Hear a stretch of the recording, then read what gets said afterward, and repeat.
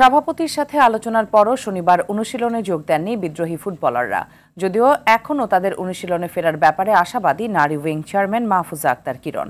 তবে আগামী সপ্তাহে আমিরাতের বিপক্ষে ঘোষণা হতে যাওয়া দলে থাকবে না বিদ্রোহী নারীরা, এমনটাই বার্তা দিলেন কোচ পিটার বাটলার। নাজমুস সাকিবের রিপোর্ট। দিন যতই যাচ্ছে নারী ফুটবলের সংকট ততই ঘোলাটে হচ্ছে।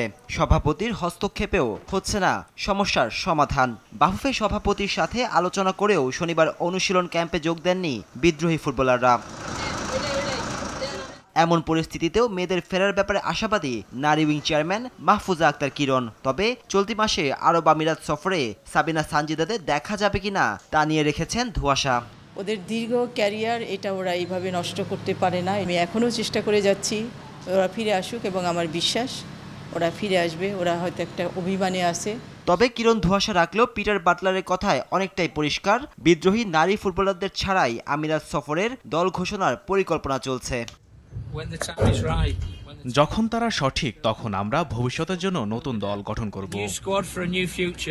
শনিবার দুদফা অনুশীলন করেছেন ৩৭ জন নারী ফুটবলার। আমিরাতের মাটিতে যে এখান থেকে দল গোছানো হবে তা অনেকটাই পরিষ্কার। নাজমুস সাকিব, RTV, ঢাকা।